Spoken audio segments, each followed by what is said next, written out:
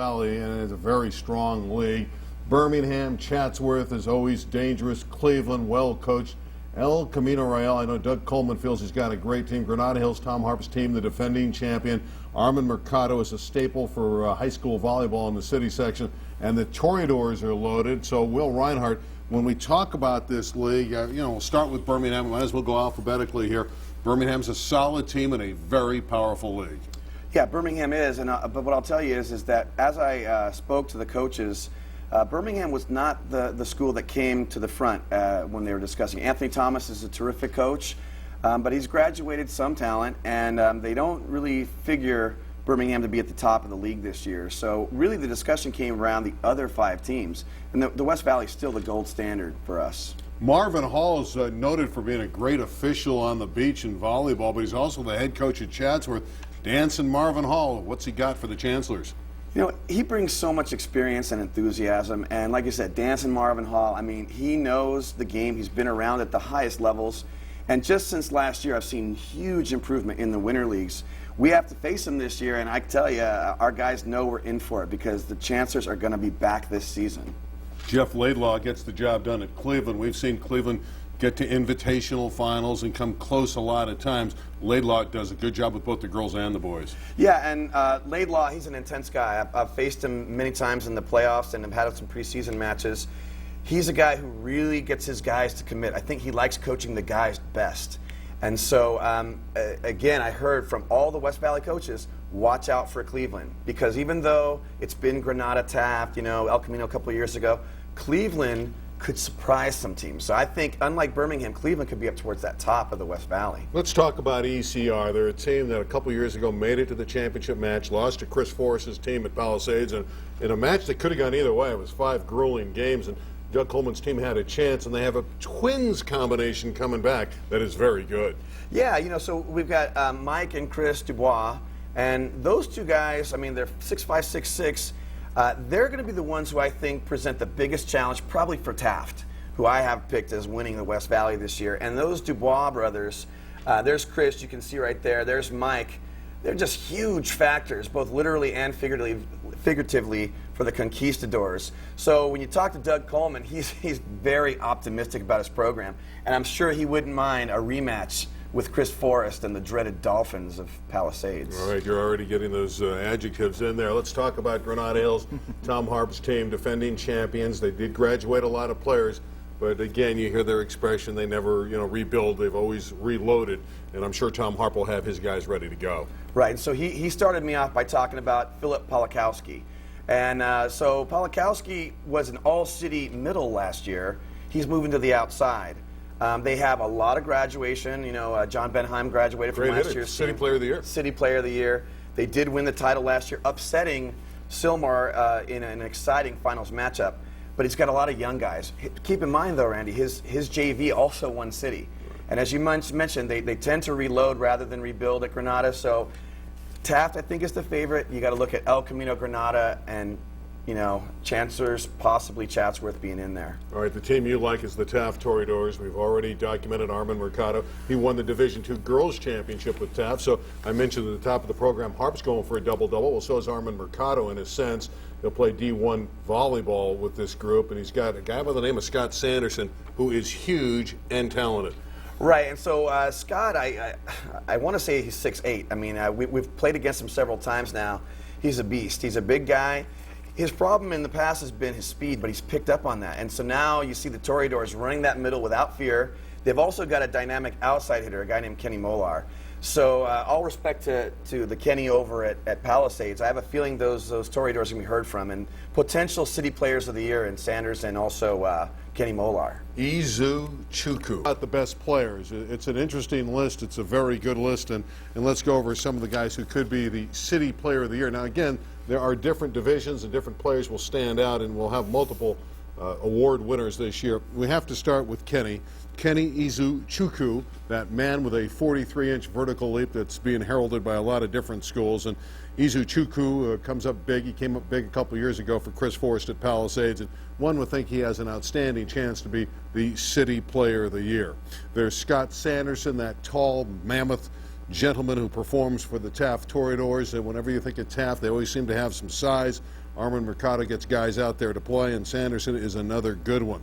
Speaking of size, there's Chris Dees at Verdugo Hills. That's Will's kid, the basketball volleyball player, who is also tall and very talented, put up huge numbers in hoops. We would imagine he'll put up some pretty good blocks as well for Will Reinhardt's team. The Dubois brothers, Mike and Chris at El Camino Real. We know they're tall. They're both 6'6".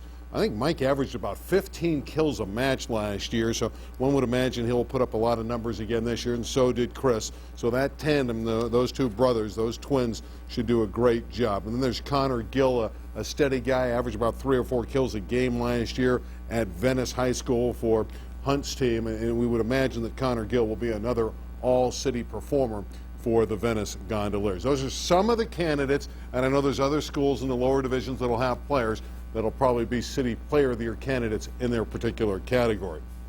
All right, who are the best teams? We have 3 divisions to go over. We'll start with the small schools. Of course, we have Elias's Elizabeth team, and they're always good. The Bulldogs are always well represented.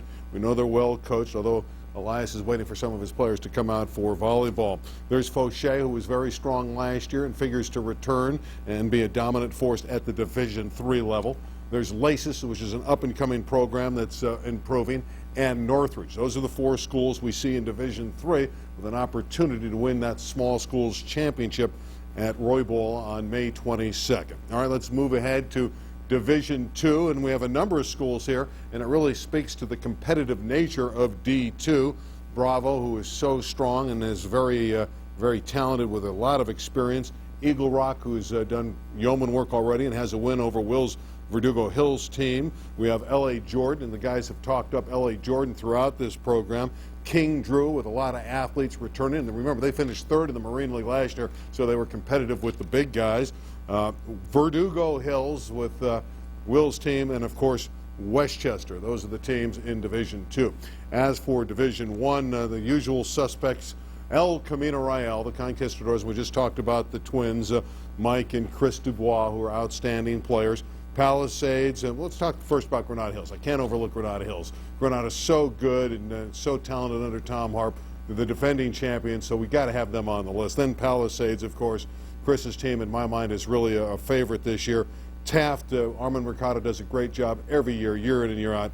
And Venice with Alan Hunt, again, with another strong team. So those are all the divisions. A lot to digest. But we do know that in late May, May 22nd at Roybal, it's a terrific day of volleyball for you, for all 3 divisions will be decided. For the entire guys here, and it was a guys panel today, for Will Reinhardt of Verdugo Hills, Chris Force of Pali, and Elias Gomez of Elizabeth, I'm Randy Roosevelt. Thank you, Mike. Finally, we always love showing you high school sports, and a great moment last night for Taft High School. High school volleyball in downtown L.A., Pacific Palisades in blue, taking on Taft for the Division I City Championship. Taft's Brandon Sharping with a great kill there, and he's fired up. The Toreadors had lost 5 straight championship appearances, so they really wanted this one. And Sharping's going to put another one away there. He had 18 kills, 11 blocks. This one went to a 5th and decisive game for the city title. Taft with championship point. Palisades trying to extend the match, but Sharping not going to let that happen. Denies Palisades, and then here comes the celebration. Team's first title since 01. Up next, they'll play Poway from San Diego Tuesday. I know, careful. We've got a wager coming up here in the state regional. That's where my little brother went to high school. I know, I sensed it.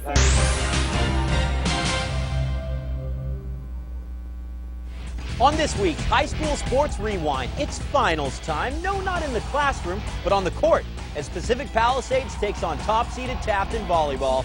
And can the Corona Panthers take down the high-flying Royal Highlanders in the Division I baseball playoffs? High School Sports Rewind starts right now.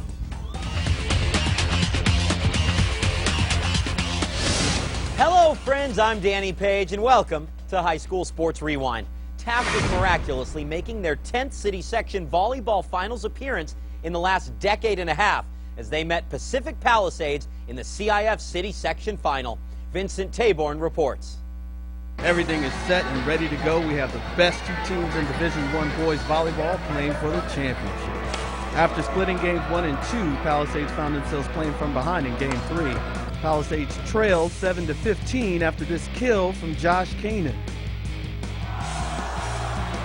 Now Josh Kanan is on the opposite side of the court. He smashes it again, but this time Alex Pyatt returns the hit to the back corner and gives Taft an 18-7 lead. Taft won Game 3 25-12 and took a 2-1 game lead in the match. In Game 4, Taft never had the lead. The game was knotted at 10 after Kenny Moeller spiked a set from Jordan Shoham out of everyone's reach. This seemed to make the one call easy, also known as Kenny Izuchukwu angry. Wow, there's nothing easy about that. So it comes down to one game and almost 1 point for the city championship. Izuchukwu ties Game 5 up 13-all with another big kill. This match is going all the way down to the wire. The score was tied 11 times in Game 5. Here it is, championship point. Brandon Sharping rejects the hit by Denton Van Duzer for a 17-15 win in Game 5. Taft wins the final 3 games to 2 and is city section champs. Here's Shoham after the game. You gotta play with emotion. People come out here and they play volleyball, you know. They try and hit straight down, they try and make a perfect pass. You gotta play with a lot of emotion. And that's why we came up on top. It's been a tough go in title tilts for Taft's boys volleyball team. They had lost 5 straight CIF finals until recently claiming the city section crown. Vincent Taborn has more on this team and their long-awaited win. The Taft Toreadors have won the 2010 CIF City Section Championship, and Coach Armor Mercado is still walking on air. The past couple of days, I'm driving down the street, I feel like the lights are always green, you can feel the birds chirping. It just feels like everything is in slow motion and I'm enjoying every little moment. The Toreadors are led by Coach Armin Mercado. Coach, out of all my coaches, Mercado's the most determined coach. He's the most humble person I know inside and outside of volleyball. Taft went undefeated this year in West Valley League play. Going unbeaten is hard in any league, but it's especially difficult when the teams in your league have won 10 of the last 11 city section titles. It took a total team effort to make it all happen. For the past 2 years, I've said, hey, we got to pass, we got to pass, we got to pass. And Alex and Kenny were outside hitters. They kind of sacrificed their hitting for more passing reps. There's no other word to describe it other than sacrifice. It's giving up glory, the wow factor to end up winning the CIF title. This is Taft's first championship since three-peating in 1999, 2000, and 2001. In order to win it all, Taft had to defeat a Granada Hills team that had won 3 of the previous 4 championships. It was great for all of us. There was a lot of alumni that lost in the city championships to Granada 06 and 07 that were here. And you can tell they were a part of that victory, and then they had that look like, oh, finally, we got Granada. We know that our system is the best, and it showed this year. And overcoming each hurdle was validation to Taft's system. For High School Sports Rewind, I'm Vincent Taborn. Thanks, Brian. Let's head down the 101 to the Valley, where the Taft Toreadors could claim the West Valley League title with a win. Standing in their way, the defending champs from Granada Hills. Second game, Taft has game point at 24-21, but this big hit from Philip Polakowski ignites a 5-point rally from Granada Hills to tie the match at 1. Game 3, check out the setting ability from Jordan Shoham for Taft's 8-point lead. He provides a perfect set to Alex Pyatt, and then look at the running start. He gives Brandon Sharping to win Game 3, 25-16. Game 4, Granada Hills D takes over. Alex Pyatt gets his hit blocked by middle hitter Sean Green, and then Green sneaks one past 6'11" Scott Sanders for a 4-point lead. Granada Hills extends the lead to 19-13 with more defense from Nikki Chandrone. Granada Hills wins Game 4, 25-17. We're tied at 2 games apiece. Down by 5 in Game 5. Jacob Grayer tries to spark another comeback for Granada Hills with a big kill, but this time Kenny Moeller spikes for game point in a 15-10 win.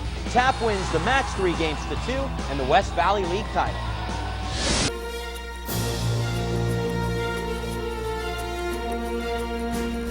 Well, we have our volleyball coaches warmed up, so we'll have some nice discussion time here for the next 10 minutes or so. Let's get into these divisions, 1, 2, and Division 3 is really small schools, and that's what we're calling it, small schools. Do you like the breakup? Because again, and we talked about this during the girls program, I like the overall city champion with one division. Now you've changed it. You have brackets. It's 1 and 2. I'll start with you, Chris, because I know you voiced disapproval with the 1 and 2, with the 2 different divisions and the upper divisions during the girls' session. Have you cooled off on that? Have you changed your stance, or do you still dislike it?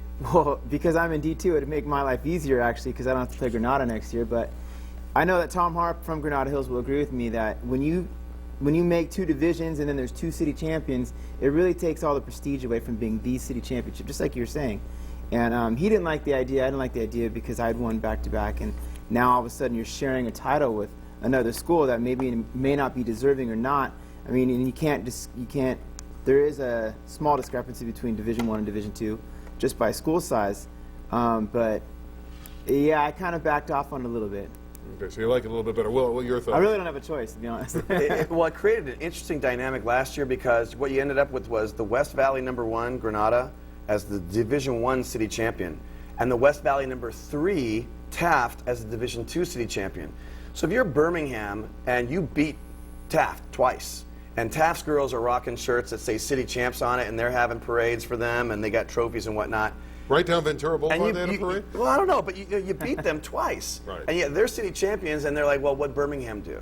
Well, Birmingham was probably the 3rd best team last year in Division I, maybe in the city. So it's a little frustrating from that standpoint. I mean, for us this year, I think we'll have a better chance of winning our city Division II championship at Verdugo than we would have winning our own league title, because I think Van Nuys is probably tougher than us. So it does create weird situations like that when you have leagues that are in different divisions.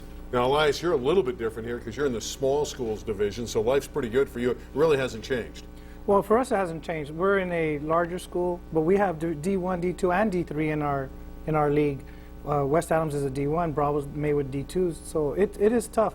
I do think the numbers are a little too wide. I think it should be lowered. 4,400. We have 4,400 max at some of our schools, and the line is at 2,400. I think that should be closer to 3,000. That brings more schools into D2 to make that a little more even, because there's all the teams basically are in D1. There's a couple of teams in 2, and there's even less in small school. But it does make it tough. We weren't league champions last year, but we were small school city champions. So it does have that discrepancy. And they did that, I think, because with the boys' state regionals, it's lined up for that. You know, say we wanted to have the city section playoffs line up with the state regionals. In the girls, it was open, so you could have a different number. We came up with 3,000 as the number for the girls' season. You just had to with say that in mind, how close is the city section to being competitive in the state tournament? Oh, not yet, I don't think. It's going to be tough. We went to the regionals last year, and we had a tough match. The level of play is big. There's a big discrepancy in the level of play. Our guys walked into Mater Dei, and I think ESPNU had those guys ranked like 4th in the country at that point. We were just happy to be there, look at their beautiful gym. We were happy their guys didn't hurt us in any way. You know, I mean, we tried to play the best we could, but they're in a different caliber, elite status. And I don't think there are any city teams that are in that level. Our experience was a trip back home for me. We played against Legion, where I graduated from. I got to see the new gym that I had donated to, and the talent there is really good. But most of those guys play club. Yeah. They play club year-round, and my guys play volleyball for 2 months, and that's it. So there's a huge gap between the two. Now, this doesn't affect Will because he has a big wallet. We're talking about economics here. You know, there's budget cuts. We all know it. We've all heard about it. Transportation's an issue in the city with buses. What does the cutbacks mean for boys volleyball?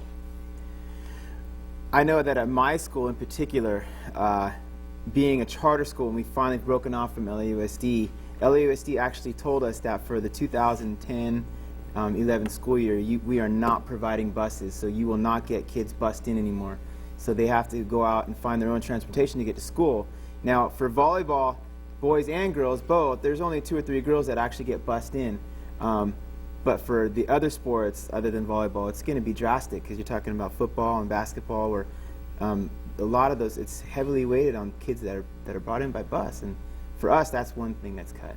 Now, the stipends, you guys, you know, they're teachers. These coaches are teachers. They're paid to be teachers, but they get a stipend as coaches. Is that going to get cut back? That's what I'm hearing. Well, you know, what I understood it to be was they're not going to cut back the actual stipend amount because that's a contractual issue with the union. But what they are going to do is cut back the number of stipends and then I guess just let us sort of scramble for which stipends will go to which coaches at individual schools. And that's basically the way I understood them to explain it. But obviously, it's a bigger, broader issue. It's the overall budget. The state, the country is in this situation. And with athletics in general, you wonder, what's the future of athletics? Not just volleyball, but all of it. It's an extracurricular thing. Is the community going to support it? How's it going to get paid for?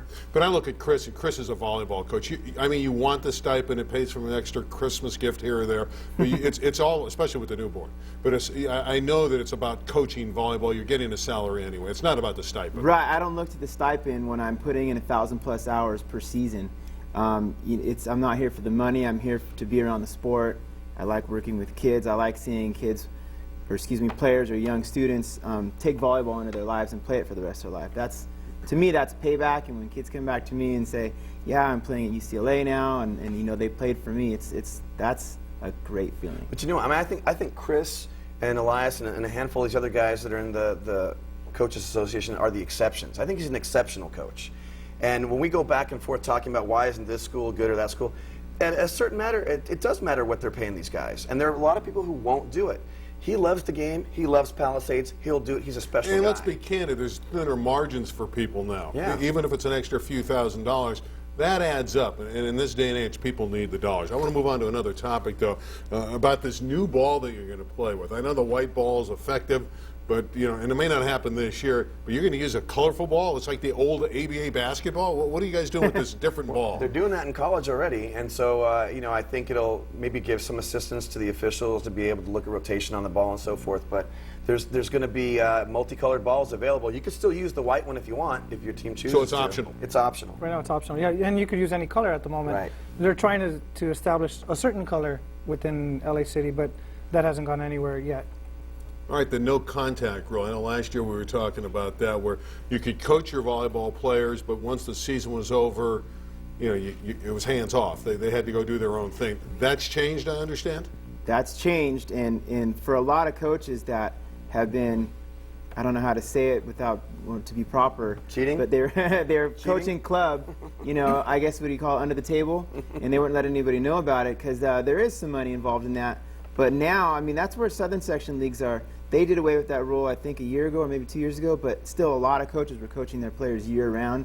So they have this group of kids that they've been coaching for a long time. They understand the coach's system, and that's why these Southern Section schools that we play are so strong, because this has been going on.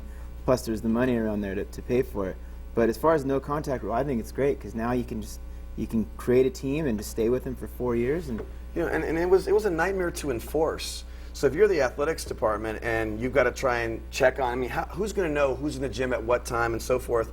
And it was the kind of thing that would roil people quite a bit because they knew that this particular coach was running these practices. Hey, you know what? Open it up. Let people practice if they want to. They can just do it out in the open, and whoever wants to can. No one's forcing you to do it. At least you're not cheating anymore. Well, coaches were allowed to transport their players to tournaments that were coached, and they were being coached by other coaches. So you see coaches on the sideline texting their coach that's on the court saying, do this, do that, or giving signals to their players or coaching from behind the court. But you still had your official coach on the sideline. So all that, it was hard to supervise and hard to come down on coaches for doing those illegal things. Now it's wide open, but LA Unified still hasn't put out their guidelines. There's guidelines that we're going to have to follow.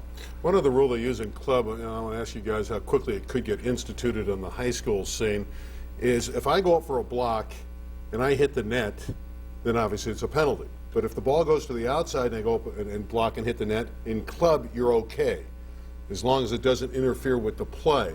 Will that come in to the high school level in the city section? Yeah, it should. I mean, as Chris was mentioning earlier during the break, the club rules eventually trickle into the high school, and it's a good rule only because if it's an incidental net that doesn't really have a bearing on the play, there's not advantage gained. It's kind of, what's the point of that? It's not really involved in the play, so I see it going there. I'm going to piggyback that because just on Wednesday night, my setter apparently went up for a block, and he's on the right side, okay, and the play was on the left side, but when he came down, his jersey scraped the bottom of the net, and he called my setter for it, and I said, it had nothing to do with the play. Why are you calling this? And that's really ticky-tack, and he's like, well, he did it several times, and I was like, did it affect the play? And he's like, well, not really. And why are you calling it? Well, in club, I think you can touch the bottom of the net. Correct. You can hit the bottom of the net. They're just calling top of net. Right. Top And of I the think in block. all sports we want more offense. We don't want whistles. We want play. Yeah, let them play is what I'm saying, you know. Well, guys, I expect to see all three of you at the finals. Division II, Verdugo Hills, Will Reinhardt. Chris, you're going to be in Division I. I don't final, know, right? but I'm There's crossing my Forest and fingers. Palisades. And in the small schools, we know Elizabeth. Well, I'm giving away my next hand for the best teams, right? We expect to see you as well at Roy Bowl. Gentlemen, thank you very much for the visit. Great Our job. pleasure. It's always a Alrighty, pleasure. thank you. All right, let's talk about the championship in the city will be decided today on IBNSports.com. Top-seeded Venice and number 3 Taft. Hello, everybody. My name is Randy Rosenblum, set to call the play-by-play. This is Will Reinhardt. Will, really no great surprises. We have number 3 and number 1. Yeah, that's exactly right, Randy. And these have been two of the top programs over the last several years. So it's going to be a terrific rivalry match. East side, west side. We're looking for a really good match today here at Roy Ball. Taft may be the underdog, but they're playing great volleyball right now for Armand Mercado. Yeah, Mercado always gets his team speaking right towards the end of the season, and they're right on track. Here they are in the finals once again, and they are playing their best volleyball of the season, Randy. They're going to have to against a great player in Katie McCabe of the Gondoliers. Well, as McCabe goes, so go the Gondos. We're looking for a big match for her. If she's on, I don't know that the Taft Toreadors will be able to stop her or Venice. All right, let's go to the action. It's the Gondoliers and the Toreadors for the Division II championship. This should be fun.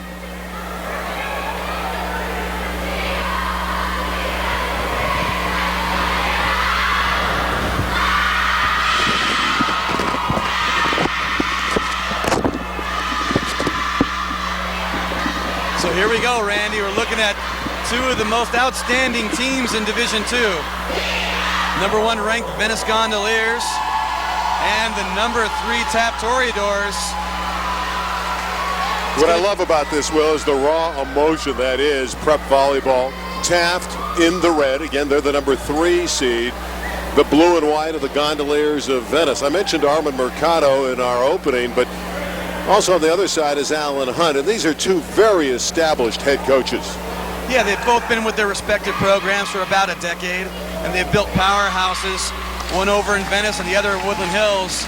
It's no surprise to see him in this situation. These may not be the strongest squads they've ever brought to a finals, but these teams are both very tenacious. Best 3 out of 5, rally scoring. If they split the first 4, they'll play to 15 in Game 5. It's up to 25 in Games 1 through 4. Yeah, and I'm going to be interested to see right off the bat how Venice handles the size of Taft. Both Ahadi and Levy are extremely big in the middle, and as you watch the Venice team, they're more playing with precision and passing. They don't have quite the same size. Volvo is the presenting sponsor of high school volleyball on IBNSports.com. Check in with your local Southland Volvo dealership for all the best deals as the holiday season approaches. You can find them on the web at SouthernCaliforniaVolvoDealers.com or nationally at VolvoCars.com. Our officials, Eric Teteris is up. Down low is Tom Nazraway. And here we go. Venice to put it in play. Annabella Gonzalez to serve, and she's very good in that regard. And Taft receives in the middle. Ahadi can't put it down. They go to Ahadi again, and she's blocked.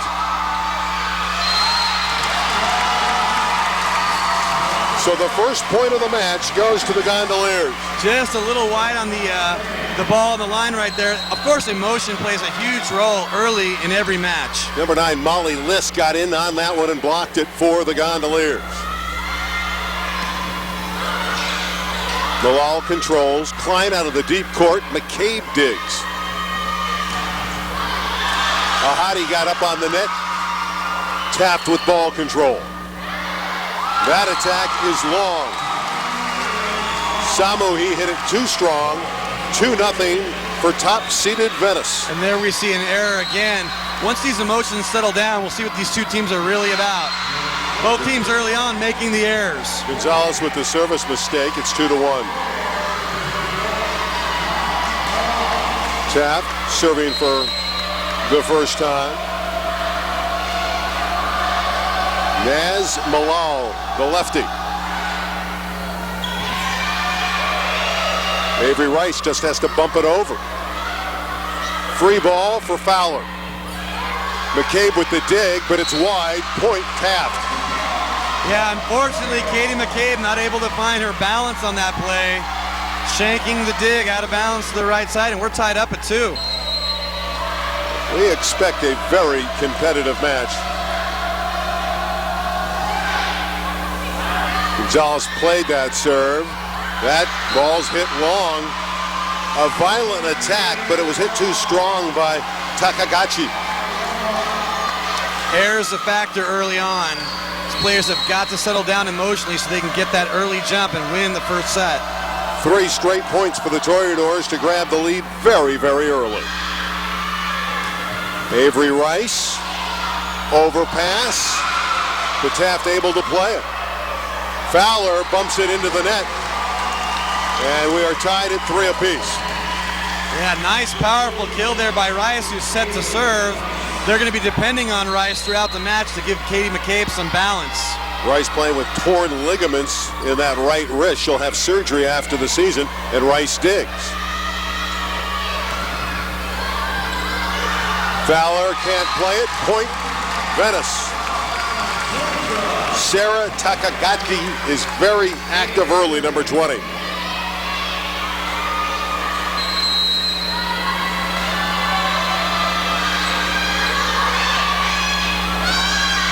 From the deep court, hitting error. Samu, he couldn't get it over the net. 5-3 Gondos. And we've seen both teams be a little sloppy here on the early going. Several passing and hitting errors. They're going to need to clean things up. They want to take the advantage. This is the Division II championship match in the city section on IBNSports.com, and we welcome our viewers watching on LA 36 in Los Angeles. Tentative play there by Malal, and another point for the Gondos. Yeah, Avery Rice is serving very, very tough. Malal looks a little rattled at the moment. See if she's able to get control of her offense. Avery Rice just accumulated her 50th ace of the season.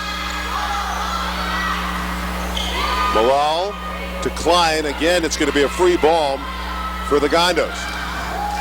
From the middle, Lisk with the kill. Molly Lisk.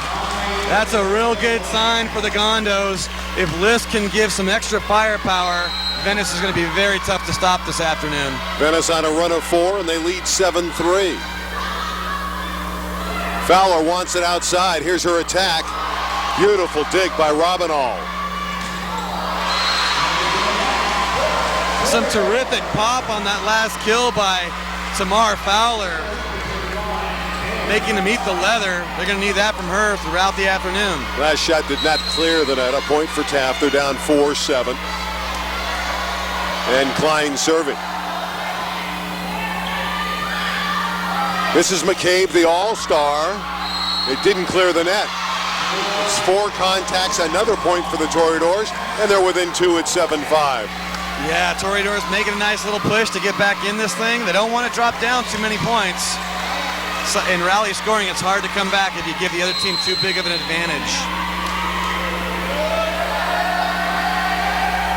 Taylor Klein with the serve. Right at McCabe. That didn't work very well. Some sloppy ball handling in the deep court. And this is going to be something to watch for. Katie McCabe, who is the star player for Venice, has been known to come unglued at points. If she makes those kinds of mistakes, will she be able to fight through them? That's a big question. Taft with 3 in a row, down 7-6 and serving, trying to tie it right here. Rice setting the back set. And again, Venice doesn't clear the net. Another easy point for Taft, and they've scored 4 in a row, and we're even at 7. That's right. We are tied at 7, and both teams still seem to be fighting themselves more than their opponent at this point. We saw this in the building last year at the Roy Ball with a lot of nerves in these championship matches, Will. Not a surprise. Tough to control that emotion in the big match. Here's McCabe. There's that attack. Cross-court winner for McCabe. See, that's what she's capable of. Katie McCabe is probably the best player on the court right now, and she is capable of dominating a match. She's just got to remain consistent and focused. Her 219th kill of the year. 8-7. From the middle, Hadi is dug. Samui tipped it over, but there's McCabe with the block. And Taft was looking good. They had their pass together. They were able to run the attack. But nice defense by the Venice Gondoliers. And McCabe able to swipe it away for an easy block. 9-7 Gondos. McCabe does everything. She can dig, block, put it away. Samohi is dug. Rice sets it. Very tight set. Too close to the net. It's going to be a point for Taft. As Robinall came underneath the net. But you can't put that on Lena Robinall. That was on the setter, Rice. She put the ball way too tight. And just when they looked like they were about to gain a nice advantage, it's another side out. And inside it, volleyball, obviously it's a point, so it's here 8 serving 9. And now we see Jasmine Levy has checked in. Boy, she's 6'3", and she's going to be a load for those Gondos to stop.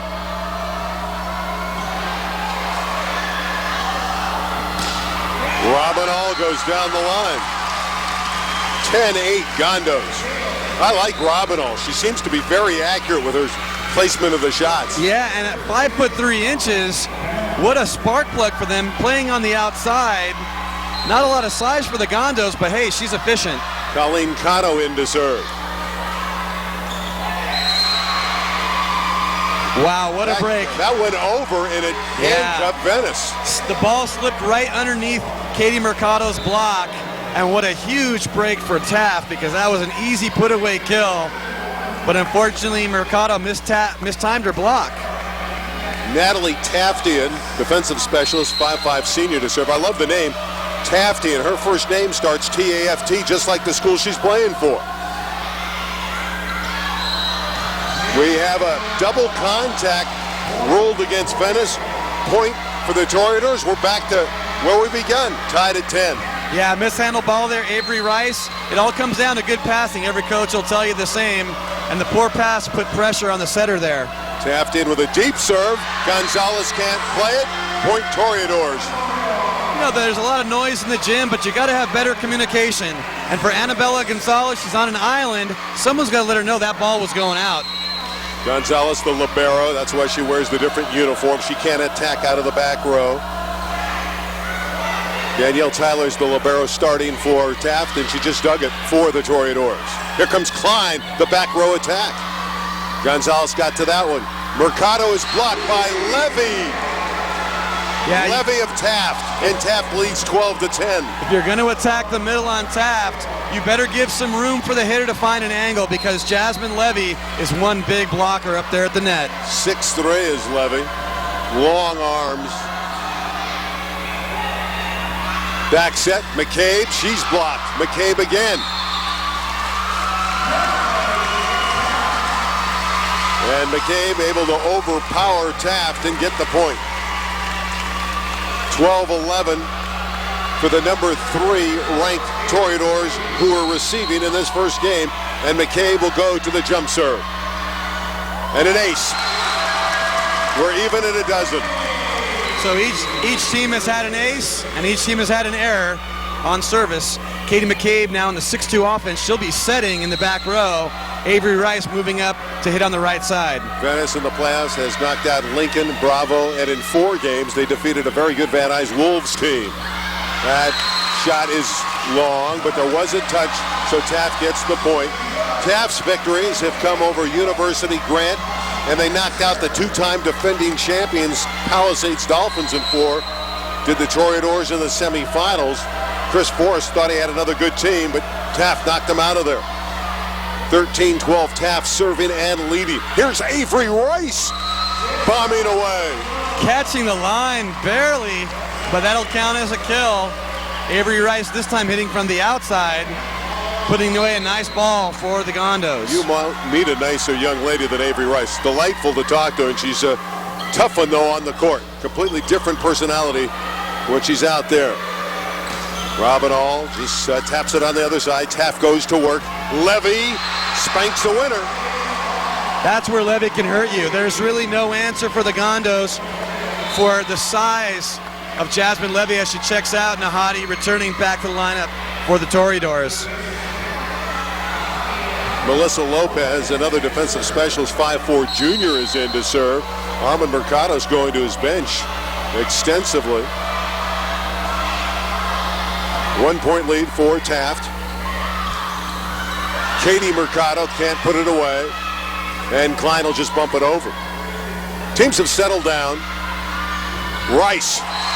Avery Rice seems to be the most settled player out there. Well, you're going to see Venice being carried by Rice and by McCabe, and that's why it's so nice when they're getting some additional help from players like Robinall.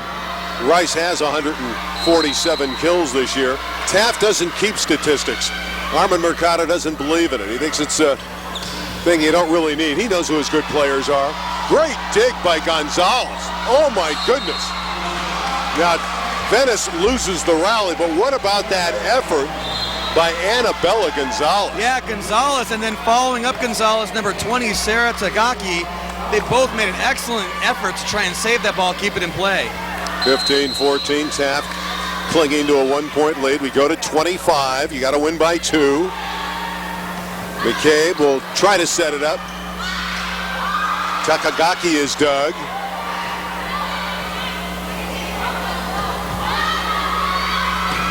Another block. Fowler.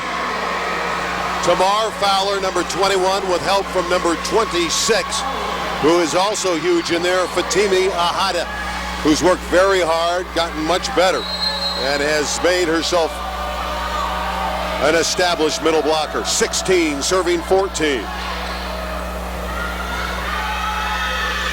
Rice this time didn't hit it as hard, so Taft can play it.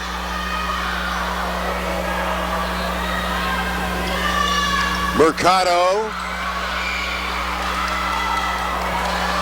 Excellent defense again, denying Mercado. Rice hit it too long. Taft has built a 3-point lead at 17-14. Yeah, this is a pivotal moment in the match. I think Coach Hunt recognizes that.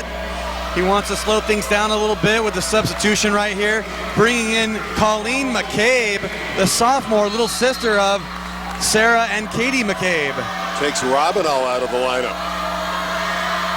14 for Venice, and now they see Taft go to 18 on the ace by Malal.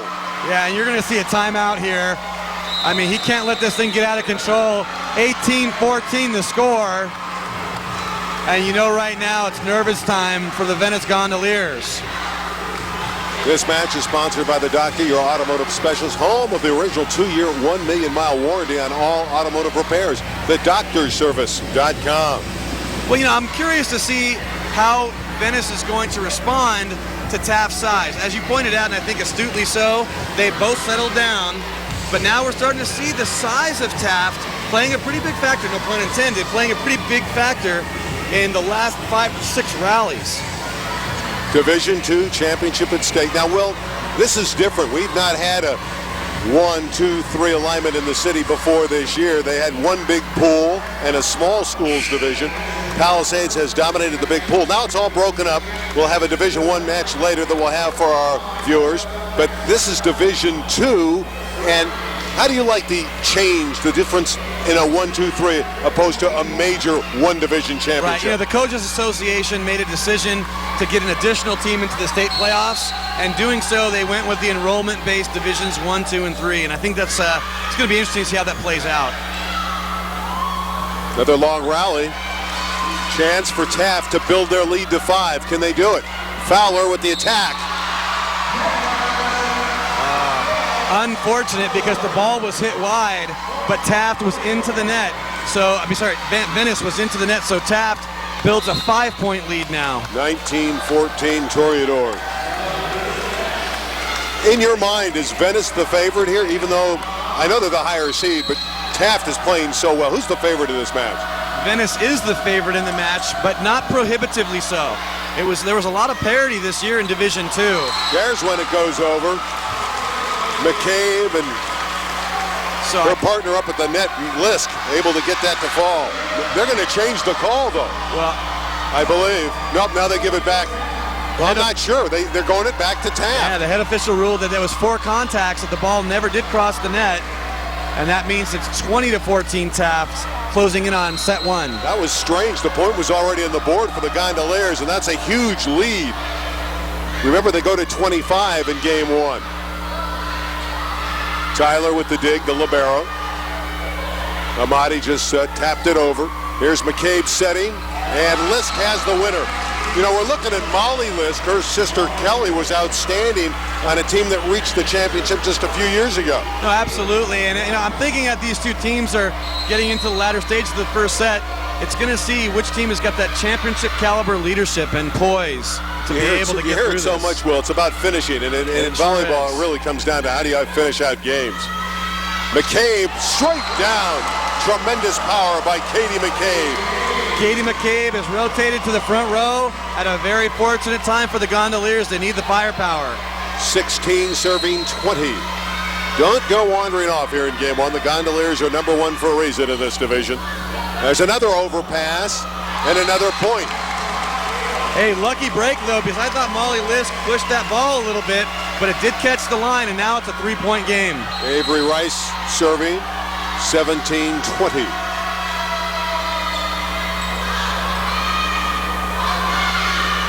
Samohi from the deep court, another opportunity. Lisk got it again. Another point for the Gondoliers. Hey, I'll tell you what, this is an ideal rotation for Venice. They cannot have any silly errors that gets them out of this rotation with McCabe on the right side in the front row. Oh no. Avery Rice's serve into the net. Taft's lead is 3 at 21-18 after Rice had put together some strong serves. The Gondos had won 3 points in a row. That's not devastating, but that's very unfortunate. They had it going, they had something going right there. Klein with a very nice serve.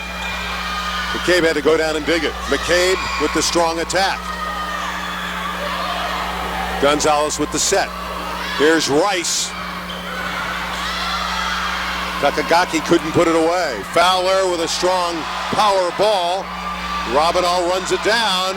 Some confusion as it hit up off the basket, and it's a point for Taft. And there's no interference rule. Everything that's hanging off the ceiling is playable. So when it hits something like that, you have to just play the carom. 22 serving 18. Taft needs 3 points to win game one. Taylor Klein with a very good serve. It's an ace. Taylor Klein had 7 winning points to help close out Palisades in the semifinals. She has a lot of movement on that serve. She does, and we've seen Venice struggle throughout the first set to establish their pass. When they're able to get a good pass, they have been very successful. But that hasn't been consistently enough throughout this first set. When you talk about Taylor Klein, she really was the best player on the court against Palisades. She's not really a dominant hitter, but she's very consistent. Yeah, and you know what? I'll tell you, in a rally scoring situation, you'll take sometimes the consistent player who doesn't give up points. I mean, it's one thing to get kills, but if you're making errors along the way, that really hurts your team. It kind of nullifies what you're bringing to the table. This is the home of the Volleyball Titans. They play here at the Learning Center on the campus of Volleyball. I remember that. I remember the Titans. Yeah, it's a different Titan team. Oh, This is a program that's building, and they have a beautiful gymnasium. It's a new school. It used to be the Belmont Learning Center. Now it's Volleyball. It's a fine facility, and we're just happy that they're able to have this beautiful place for the finals today. Taylor Klein to put it back in play. She's a junior. 23-18, 2 points from game one are the Toreadors. They work McCabe. That's out. It hit the antenna. That's a point for Taft. So we've come to game point. And again, it's Taylor Klein serving tough for Taft. Yeah, and you know, they're trying to argue the point on Venice's side that it was blocked into the antenna. It did appear the spike hit the antenna off of Katie McCabe, and so that's going to make it set point, 24-18 for Taft. There it is, an ace. The first set, 25-18 to the Toreadors. Should be very interesting. I'm wondering how Venice, who really didn't lose very often this year, is going to respond. We'll have more on LA 36 and IBNSports.com in a moment. Set one goes to the Taft Toreadors, 25-18, and they finished it off in great style with Taylor Klein just serving too tough for the Gondoliers. So the number 3 team sends the early salvo against the number 1 seed. Yeah, and quite a bad omen for Venice, who has not trailed in matches this year. You know, they've been the team that's dominated, so it'll be curious to see now that they have some adversity, how will they respond? On the year, overall, Venice is 24-8-2. They were dominant in the Western League, which they won. Taft, 16-16-1. That counts tournaments. And they were second in the West Valley League to an outstanding Birmingham team that went to the semifinals. Well, actually, let's check that. They were third in the West Valley League behind both Granada and Birmingham. Yeah, well, I'm talking about their division rivals. They did play in a much tougher league, which I think has probably prepared them a little better for this moment. Valid point. Malal serving. And it's Lisk in the middle, point Venice. Now, Taft actually won this division if you go back to last year's format when it was called the Invitational, when they beat Verdugo Hills, your club, in 5 games. I remember that. Thank you for bringing up that painful memory. They did, in fact, defeat us in 5 games. What was it, 15-12 in the 5th? There's another overpass. Great start for Molly Lisk. What about last year's match? Look, the team that they had last year was very similar to the one they have now, and I think that they're much more poised and mature. So this is a very strong Taft team. Rice serving into the net. It's a 2-1 lead for the Gondoliers. Now look, Avery Rice has 2 serving errors. Both have been at crucial moments. Even though we're early in the second set, Venice needs to reestablish themselves. They cannot start trailing in this set. Taylor Klein back behind the line. Again, she is so strong with that serve. And again, she has an ace. That's a weapon. That's a huge advantage for the team in red. Well, and she's not really trying to make a secret of it. She is attacking Annabella Gonzalez, and she has really worked number 10, the libero, several times. The big red machine of Taft High School. It's going right to Gonzalez again. That's a better pass. And a block. Beautiful work by Ahadi and Samohi. There's the size. You know, you just can't coach size. Teach all the technique you want, but you can't make someone taller. And those big girls on Taft are starting to own the net. 3-2 Toreadors. Klein again serving. Oh, that's a giveaway that Venice will take, and that'll tie it at 3. Well, it's unfortunate because Klein, as you saw at the end of the first set, really started to develop momentum, and she carried that through here. So I'm sure she'd like to have that serve back.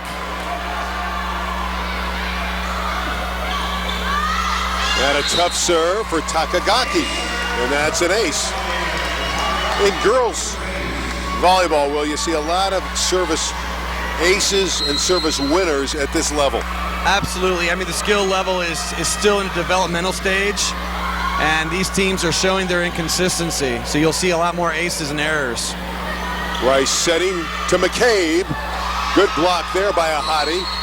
And we have 4 contacts on Venice. That's a point for Taft. And you know what the call is there?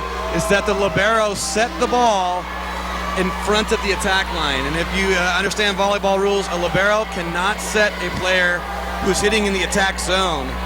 You can only set a player from behind the 10-foot line. Are you surprised that, you have that kind of issue this late in the season? She was out of position, and it was just one of those things you hope the referee doesn't see it, but he did. Tyler serving, Danielle Tyler, who's also on the basketball team at Taft, and they have a very good one. They went to the city finals and lost to Chatsworth last year. McCabe setting it up. Now she got it back. Fowler can't control it. A point for Venice. The Gondoliers have a 5-4 lead in set 2 after Taft won set 1, 25-18. Too bad for Fowler. She was trying to extend herself as far as she could, and her arms just weren't quite long enough to save it. LA City section title at stake in the Division 2. Fowler blasting away. McCabe with the dig. Rice gets it back to McCabe. What a up by Klein. Here's Taylor trying to get the winner. This is a great rally, maybe the best rally of the match so far, and we have a violation. Double contact on the Gondos. Yeah, unfortunately, Avery Rice mishandling the ball, and it gives Taft an easy point. We have 5 on the board for each squad. Natalia Taftian is back in. to serve for the Toreadors. They are really working Gonzalez. McCabe is blocked by Levy. There's that size in the middle. Yeah, I mean, it's pretty clear, and especially it's very obvious with Jasmine Levy in there, 6'3". I mean, she dwarfs her own teammates, but it's, you know, like in football, the battle of the trenches. Well, this is the battle of the nets, and clearly Taft is owning the net right now. Gonzalez handcuffed again. Rice did a great job to get it back on the other side. Levy bombing away. They'll go to Levy again, and she hit it long. Point Venice. We're tied at 6. Fortunate for Venice, because right now Taft is starting to really feel themselves a little bit. Venice has got to get some kind of separation here. Katie McCabe serving. Good depth on that serve. Samuhi, and she's blocked. Nope, they said it never went over. Didn't That's cross. a point for Venice. Yeah, hit the tape, came right back. 4 contacts, point Venice. Gondoliers by 1. Looks like we might have a long, tough final in Division II. That serve is too strong. You can't give them away like that. We're even at 7. You know, you can't give them away like that, and especially what we've seen is we've seen both Katie McCabe and Avery Rice, the senior leaders, making some crucial serving errors. So they've got to improve on that. They're being counted on for the consistency. Samuhi with a deep serve, just long. She thought she had an ace. In fact, she jumped up thinking she had a winner, did Maha. You have to have some nerves of steel to let that ball go. It was out by an inch or 2. Yeah, Masa's the captain, and she leaped in the air thinking she had an ace. 8-7 Venice leading. McCabe. And a point for Taft. So you wonder, are they going to start pressing and say, look, we don't trust anyone on this team except for Katie McCabe? I mean, they chose to go into the back row and get McCabe involved, but she wasn't prepared for it and hits it into the net. There's another service error from Taft this time. Jamming that one in the net was Hedizada. Unfortunately for Jessica, her brief appearance results in a service error. She was put in there only for the purpose of serving and couldn't deliver that time. And right back at you, Cano hit it long for Venice. We're even at 9. You know, I was talking to another coach from the city section, and they commented that whichever team made the fewest service errors would probably win, and I find that interesting. And now we have a timeout on Venice. Match is tied at. It's apparently on a delay of game. I think one of the players had inappropriate, looked like some kind of clothing or maybe like a jewelry that they had to call a timeout for, earrings or something. 9-9 is your score, as you can see in set 2. Taft prevailed in set 1, 25-18. Want to welcome a new sponsor to high school volleyball, Tool Shed, a premium supplier of undergarments for the professional, collegiate, and high school athlete. Tool Shed, life's a game, play hard. Yeah, I think there's a lot hanging on this second set. I don't really feel at this moment that Venice would be able to recover down 0-2. Taft looks very confident. Venice is not used to being in this position. They must win this set. If they don't, it could be very big problems for Alan Hunt and company.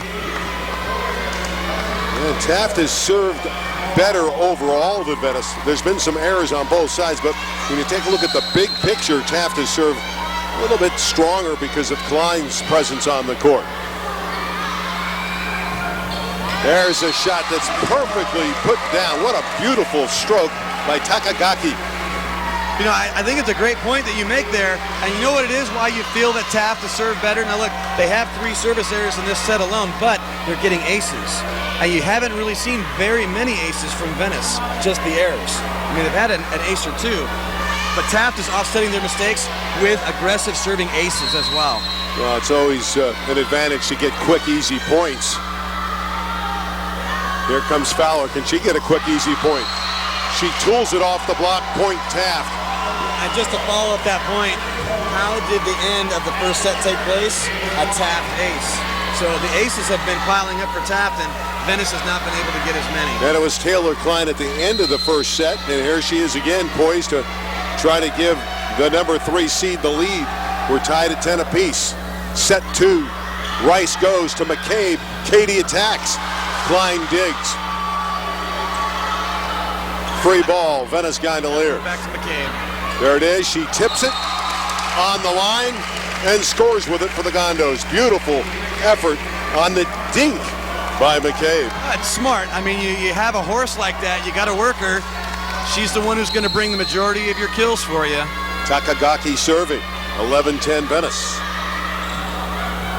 Samuhi, beautiful. We're tied at 11.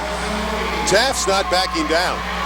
No, Taft's not backing down. They've got a lot of confidence at the moment, and they're trying to will themselves into the second set. Tyler to serve. Again, she played on Mark Drucker's outstanding girls basketball team for the Toreadors. Drucker's also the athletic director at Taft. Lisk. And Levy went into the net. That's Taft's violation. Point Venice. Yeah, Jasmine Levy's got long arms. Unfortunately, that time, one of those elbows caught the net. Annabella Gonzalez serving right at her counterpart, Tyler, and she shanked the pass. Hey, good for Annabella Gonzalez. She's struggled so far in this match, and boy, did Venice really need something big from her, and she delivers an ace. 13-11 Gondos as they try to pull away, and there's another ace. 14-11. That's exactly what the doctor ordered. You know, obviously Taft has been picking on the libero, and here Gonzalez has gotten 2 back for him. Fowler, maybe 3. They're a little out of... Oh, what a great adjustment by Levy. You might want to write that down because it looked like Taft was going to lose the point for sure, and it's 6-3. Somehow Levy got to that ball and tipped it over. Yeah, by a fingernail. But even there, again, Gonzalez has put a lot of pressure with her serve, so that's nice to see for Venice. 12 serving 14. Toreadors back by 2. Taft in with a strong serve. It's off the basket again and down, and Gonzalez can't believe it. Either can McCabe. Again, they're unfortunate with the basket. Yeah, they're unfortunate by creating a passing or receive error to begin with, and then the deflection off the basket cost them another point. 13 serving 14. McCabe, cross-court winner. 15-13 Gondoliers. So you can see that when they have their pass down, Venice is formidable. They just haven't been able to be